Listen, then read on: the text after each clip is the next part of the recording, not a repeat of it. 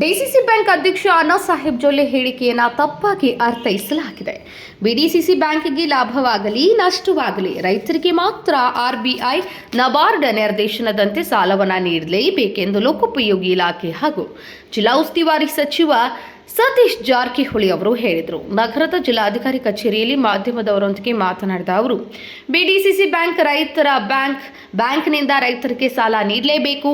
ಆದರೆ ಆರ್ಬಿಐ ನಬಾರ್ಡ್ ನಿರ್ದೇಶನದಂತೆ ಮಾತ್ರ ಸಾಲ ನೀಡಬೇಕಾಗುತ್ತದೆ. ಇನ್ನು ಬ್ಯಾಂಕ್ ಅಭಿವೃದ್ಧಿ ದೃಷ್ಟಿಯಿಂದ ಸಕ್ಕರೆ ಕಾರ್ಖಾನೆಗಳು ಸೇರಿದಂತೆ ಖಾಸಗಿಯವರಿಗೂ ಸಾಲ ನೀಡುತ್ತಿದ್ದಾರೆ ಎಂದು ತಿಳಿಸಿದರು. ರೈತರಿಗೆ ನೀಡುವ ಸಾಲದ ಮಿತಿಯನ್ನು ಹೆಚ್ಚು ಮಾಡುವುದು ಬಿಡಿಸಿಸಿ ಬ್ಯಾಂಕ್ ಕೈಯಲ್ಲಿಲ್ಲ. ರೈತರಿಗೆ ಸಾಲದ ಮಿತಿ ಹೆಚ್ಚು ಮಾಡುವ ಅಧಿಕಾರ ಆರ್ಬಿಐ ನಬಾರ್ಡ್ ಕೈಯಲ್ಲಿದೆ ಎಂದ ಸಚಿವರು, ಡಿಸಿಎಂ ಡಿಕೆಶಿಗೆ ಸಿಎಂ ಆಗುವ ಯುಗ ಸಮೀಪ ಬಂದಿದೆ ಎಂಬ ಎಂಎಲ್ಸಿ ಚನ್ನರಾಜ್ ಹಟ್ಟಿಹೊಳಿ ಅವರ ಹೇಳಿಕೆಗೆ ಪ್ರತಿಕ್ರಿಯೆ ನೀಡಿಲ್ಲವೆಂದರು. ಶಾಸಕರು ಆಯಾ ಇಲಾಖೆಗೆ ತಮಗೆ ಬೇಕಾದ ಕೆಲಸಗಳಿಗೆ ಬಜೆಟ್ನಲ್ಲಿ ಅನುದಾನ ಕೇಳಿದ್ದಾರೆ. ಬೆಳಗಾವಿ ಜಿಲ್ಲೆಗೆ ಬಜೆಟ್ನಲ್ಲಿ ಹೆಚ್ಚಿನ ಅನುದಾನ ಕೇಳಿಲ್ಲ. ಇಲಾಖಾವಾರು ಸಿಗುವ ಅನುದಾನದಲ್ಲಿ ಜಿಲ್ಲೆಗೆ ಅವಶ್ಯವಿರುವ ಅಭಿವೃದ್ಧಿ ಕೆಲಸಗಳನ್ನು ಮಾಡುತ್ತೇವೆ. ನೀರಾವರಿಗೆ ಹೆಚ್ಚಿನ ಅನುದಾನ ದೊರಕುವ ವಿಶ್ವಾಸವಿದೆ ಎಂದು ಸಚಿವರು ತಿಳಿಸಿದರು. ಚುನಾವಣಾ ಆಯೋಗದ ನಿರ್ದೇಶನದ ಮೇರೆಗೆ ಮತದಾರರ ಪಟ್ಟಿ ಪರಿಷ್ಕರಣೆ ನಡೆಯುತ್ತಿದೆ. ಜಿಲ್ಲೆಯಲ್ಲಿ ಈಗಾಗಲೇ ಬಿಎಲ್ಒ 70% ಕೆಲಸವನ್ನು ಮಾಡಿದ್ದಾರೆ.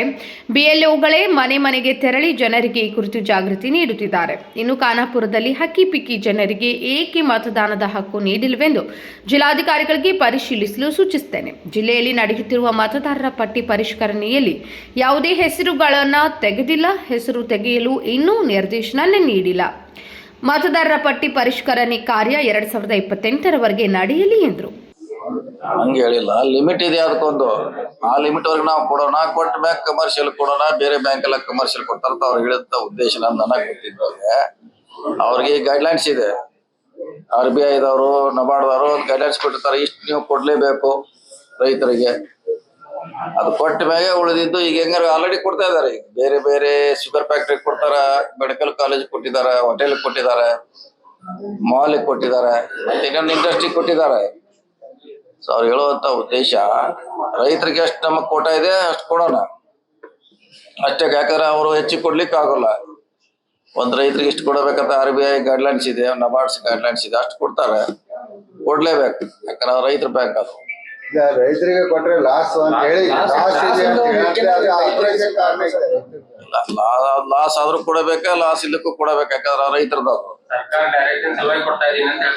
ಅವರು ಲಾಸ್ ಇದ್ರೆ ಕೊಡಬೇಕು. ಅದು ಅವ್ರ ಡ್ಯೂಟಿ ಅಲ್ಲ. ಅದು ಅದಕ್ಕೆ ತುಂಬಲಿಕ್ಕೆ ನೋಡ್ಲಿಕ್ಕೆ ಕೇಂದ್ರ ಸರ್ಕಾರ ಇದೆ, ರಾಜ್ಯ ಸರ್ಕಾರ ಅವ್ರು ನೋಡ್ಕೊತಾರ.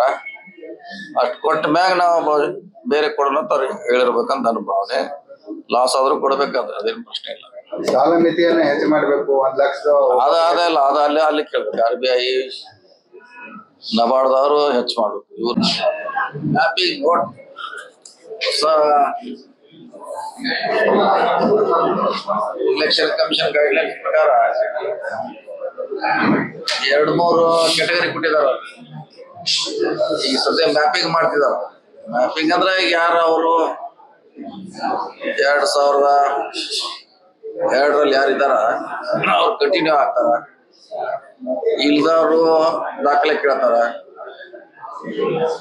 ಸೊ ಅದಕ್ಕಾಗಿ ಬಹಳ ಈ ಸದ್ಯದ ಚರ್ಚೆ ವಿಷಯ ರಾಜ್ಯದಾಗ ಹಾಟ್. ನಾವು ಇದ್ರಾಗೆ ಬಹಳಷ್ಟು ಕಡೆ ಆರೋಪಗಳ ಕೇಳಬೇಕಿತ್ತು, ಏನು ಎಂತು. ನಾವು ಇವತ್ತು ಕೇಳಿದ್ವಿ ಏನ್ ಸಮಸ್ಯೆ ಆಗಿದೆ, ಎಷ್ಟಾಗಿದೆ ಇಲ್ಲಿವರೆಗೆ ಅಂತ. 71% ಓವರ್ ಜಿಲ್ಲೆದಾಗಿದೆ. ಟೋಟಲ್ 71% ಆಗಿದೆ. ಈಗ ಸ್ಲೋ ಆಗಿದೆ. ಕೇಳಿದ್ ಯಾಕೆ ಸ್ಲೋ ಆಗಿದೆ? ಸೊ ನಮ್ಗೆ ಜನ ಸಿಗ್ತಾ ಇಲ್ಲ ಮನೆಗೆ ಹೋದಾಗ. ಸೊ ಬಹಳ ಸಮಸ್ಯೆಗಳನ್ನ ಹೇಳಿದ್ದಾರೆ. ಸೊ ನಾವು ಫಸ್ಟ್ ಟೈಮ್ ಇದ್ರ ಬಗ್ಗೆ ಚರ್ಚೆ ಮಾಡಿದೀವಿ. ನೋಡೋಣ 28ರವರೆಗೆ ಎಷ್ಟು ಸಾಧ್ಯ ಆಗ್ತೈತೆ ಬೇಗ ಮುಗಿಸ್ಲಿಕ್ಕೆ ಹೇಳಿದ್ರು. ಎಲೆಕ್ಷನ್ ಕಮಿಷನ್ ಲಾಸ್ಟ್ ಡೇಟ್ ಕೊಟ್ಟಿಲ್ಲ. ಇನ್ನು ಮಾಡ್ಲಿಕ್ಕೆ ಅವ್ರಿಗೆ ಟೈಮ್ ಇದೆ, ಇದು ಕೊಟ್ಟಿಲ್ಲ. ಇಲ್ಲ ಯಾವ್ದು ಕಡಿಮೆ ಆಗಿಲ್ಲ. ಇನ್ನು ಮಾಡ್ತಿದ್ದಾರೆ. ಇನ್ನು ಕಡಿಮೆ ಮಾಡುವಂತ ಸ್ಟೇಜ್, ಡಿಲೀಟ್ ಮಾಡುವಂತ ಸ್ಟೇಜ್ ಈಗ ಇಲ್ಲೇ ಇಲ್ಲ. ಓನ್ಲಿ ಮ್ಯಾಪಿಂಗ್ ಮಾಡ್ತಿದ್ದಾರೆ. ಇಂಥವ್ರು ಜೋಡಿಸ್ಕೊತ ಹೊರಟಿದ್ದಾರೆ ಅಷ್ಟೇ. ಆನ್ಗೋಂಗಿದೆ. ಇನ್ನು ಟೈಮ್ ಇದೆ. ಅದಕ್ಕೆ ನಾವು ಅದಕ್ಕೆ 28ರವರೆಗೆ ಮ್ಯಾಕ್ಸಿಮಮ್ ಮಾಡ್ರಿ. ಆಮ್ಯಾಗ ಎಲ್ಲಿ ನಿಲ್ತೈತಿ, ಏನ್ ಸಮಸ್ಯೆ ಇದೆ ಹೇಳತ್ತೇಳಿ. ಯಾಕೆ ಇನ್ಕ್ಲೂಡ್ ಆಗ್ತಾ ಇಲ್ಲ, ಏನ್ ಸಮಸ್ಯೆ ಇದೆ ಅಂತ ಅವ್ರು ಹೇಳಿದ್ರೆ ಅದಕ್ಕೆ ನೋಡೋಣ DC ಅವರು ನಾವು ಸಂಬಂಧಪಟ್ಟ ತಹಶೀಲ್ದಾರ್ ಕರೆದು ಒಂದು ಸಭೆ ಮಾಡ್ತೀವಿ. ಈಗ ಮ್ಯಾಪಿಂಗ್ ಅಂದ್ರೆ ಏನು, ಅದಕ್ಕೆ ಏನೇನ್ ದಾಖಲೆಗಳು ಸಲ್ಲಿಸಬೇಕು ಅನ್ನೋ ಸಾರ್ವಜನಿಕರಿಗೆ ಮಾಹಿತಿನೇ ಇಲ್ಲ ಸರ್. ಈಗ ಅದೇ ನಮ್ಮ BLAಗಳು ಅಥವಾ ಅವರೇ ಹೋಗಿ ಹೇಳ್ತಾರ, ಮನೆಗೆ ಹೋಗಿ ಹೇಳ್ತಿದಾರ. ಏನೋ ಸರ್ಕಾರ ಅಧಿಕೃತವಾಗಿ ನೇಮಿಸಿದೆಲ್ಲ ಅವರು ಮನೆಗೆ ಹೋಗಿ ಹೇಳ್ತಿದಾರ. ಆದ್ರೂ 71ವರೆಗೆ ಬಂದಿದಾರ, 71% ಆಗಿದ್ರಿ. ಹೌದು, ಅದೇ ಸೇಮ್ ಅದೇ ಮ್ಯಾಪಿಂಗ್ ಅಂದ್ರೆ ಹತ್ರ ಅಂಡ್ರೆ ಮ್ಯಾಪಿಂಗ್. ಸರಿ, ಕುರಿಕಾಯಿ ಅವರು ಆಮೇಲೆ ಅರಣ್ಯ ಇದು ಖಾನಾಪುರ ಸರ್ ಮನೆ ಅವ್ರಿಗೆ ಅರಣ್ಯ ಹಕ್ಕಿಪಿಕ್ಕಿ ಜನಾಂಗದವ್ರಿಗೆ ಇನ್ನೂ ಹುಟ್ಟರು ಐದನೂ ಇಲ್ಲ ಅಂತ ಹೇಳಿ ಅದೇ ನೋಡ್ತೇವೆ. ಫಸ್ಟ್ ಇದು ಆಗ್ಲಿ, ಆದ್ಮೇಲೆ ಒಂದ್ ಸಭೆ ಮಾಡ್ತೀವಿ. ಯಾಕೆ ಆಗಿಲ್ಲ, ಯಾಕೆ ನಿಂತಿದೆ, ಹೊಸವಾಗಿ ಹೆಂಗ್ ಸೇರಿಸ್ಬೇಕು ನೋಡೋಣ. ಫಸ್ಟ್ ಮಾಡ್ಲಿ. ಸರಿ, ಮ್ಯಾಪಿಂಗ್ ಅಲ್ಲಿ ಏನೇನ್ ದಾಖಲಾತಿಗಳು ಬೇಕು, ಏನೇನ್ ಸಲ್ಲಿಸಬೇಕು ಅಂತ ದಾಖಲೆ ಅವ್ರು 2004 ಇದ್ರೆ ಅದು ಆಟೋಮೆಟಿಕ್ ಕಂಟಿನ್ಯೂ.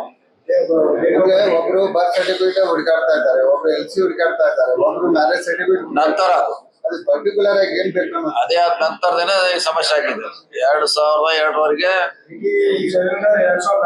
ಅದೇನು ಸಮಸ್ಯೆ ಇಲ್ಲ. ಅಲ್ಲಿ ಇದ್ರೆ ಇಲ್ಲಿ ಕಂಟಿನ್ಯೂ ಆಗ್ತಾರೆ. ಅವ್ರ ಯಾರ ಪೇರೆಂಟ್ಸ್ ಯಾರ ಇದ್ರು ಕೂಡ ಅವ್ರು ಕಂಟಿನ್ಯೂ ಆಗಿಬಿಡ್ತಾರೆ. ಇವರೆಲ್ಲ ಅಂತವ್ರೇನ ಕಂಟಿನ್ಯೂ ಆದಾರ. ಇವರು ನೀವ್ ಹೇಳೋದು ಇನ್ನೂ ಸ್ಟೇಜ್ ಬಂದಿಲ್ಲ ರೀ, ಇನ್ನೂ ಆ ಸ್ಟೇಜ್ ಬಂದಿಲ್ಲ. ಅದಕ್ಕೆ ನೀವು ಮ್ಯಾಕ್ಸಿಮಮ್ ಕರೆಕ್ಟ್ ಇದ್ದದ್ದು ಮಾಡಿ, ಏನ್ ಸಮಸ್ಯೆ ಬಂದ ನೆಕ್ಸ್ಟ್ ಸ್ಟೆಪ್ ನಾಗ ಇಲ್ಲ. ಆ ಅಧಿಕಾರ ಇನ್ನೂ ಕೊಟ್ಟಿಲ್ಲ ರೀ. ಈಗ ಓನ್ಲಿ ಮ್ಯಾಪಿಂಗ್ ನೆಕ್ಸ್ಟ್ ಪ್ರೊಸೀಜರ್ ಅದು. ನೆಕ್ಸ್ಟ್ ಪ್ರೊಸೀಜರ್ದಾಗ ಏನೇನ್ ದಾಖಲಾತಿಗಳು ಬೇಕಾಗ್ತಾವ, ತೆಗೆದು ಇಟ್ಕೋಬೇಕನ್ನೋ birth certificate important. Birth certificate ಅದೊಂದು ಇಂಪಾರ್ಟೆಂಟ್. ಡಿಲೀಟ್ ಆದ್ರೆ ಸೇರಿಸ್ಲಿಕ್ಕೆ ಅದೊಂದು ಮುಖ್ಯ. ಬರ್ತ್ ಸರ್ಟಿಫಿಕೇಟ್ ಎಲ್ಲಾರ್ದು ಇರ್ಬೇಕು, ಕಡ್ಡಾಯವಾಗಿ ಇರಬೇಕು. ಅಂದ್ರೆ ಅವ್ರು ನೋಡೋ ಉದ್ದೇಶ ಅಂದ್ರೆ ಭಾರತೀಯತೆ ಇದಾರೋ ಇಲ್ಲೋ, ಇಂಡಿಯನ್ ನ್ಯಾಷನಲ್ ಅನ್ನೋದು ಅವ್ರ ಉದ್ದೇಶ ಬಹುಶಃ. ಅದಕ್ಕೆ ನಾವು ಹೇಳ್ತಾ ಇದೀವಿ, ಮತ್ತೊಂದು ಕೊಡ್ಲೇಬೇಕಾಗುತ್ತೆ, ಕೊಡ್ಬೇಕು. ಸರಿ, ಮ್ಯಾಪಿಂಗ್ ಅನ್ನು ಯಾರು ಮಾಡ್ತಾ ಇದ್ದಾರೆ ಸರ್? ರೆವಿನ್ಯೂ ಡಿಪಾರ್ಟ್ಮೆಂಟ್ ದವ್ರು ಮಾಡ್ತಾ ಇದ್ದಾರೆ ಎಲ್ಲ ಮಿಕ್ಸ್ ಆಗಿ ಎಜುಕೇಶನ್ ಡಿಪಾರ್ಟ್ಮೆಂಟ್ ಅವರು ಅಂಡರ್ ದಿ DC BLAಗಳು ಇರ್ತಾರೆ, ಮಾಡ್ತಾರೆ. 22 ತಾರೀಕು ಮತ್ತೊಂದು ಸಭೆ ಮಾಡ್ತಾರೆ, 28 ಅವಾಗ 90 ಅಬೌವ್ ಹೋಗ್ಬೋದು ಅಂತ ಒಂದು ಆಸೆ ಇದ್ರೆ, ಅಬೌವ್ 90. ಸೊ 10% ಯಾಕೆ ನಿಂತಿದೆ ಅಂತ ಅವಾಗ ಡೆಡ್ಲೈನ್ ಇನ್ನೂ ಡೆಡ್ಲೈನ್ ಅವ್ರು ಕೊಟ್ಟಿಲ್ಲ. ನಾವು ಬೇಗ ಮುಗಿಸ್ಬೇಕಂತ ನಮ್ಮ ಪ್ಲಾನು. ಸ್ಟೇಟ್ನಲ್ಲಿ ಬೇಗ ಮುಗಿಸ್ಬೇಕಂತ ನಮ್ದು ಬೆಳಗಾವಿ ಜಿಲ್ಲೆ. ವಿನೋದ್ ಕುಲ್ಕರ್, KMM ನ್ಯೂಸ್, ಬೆಳಗಾವಿ.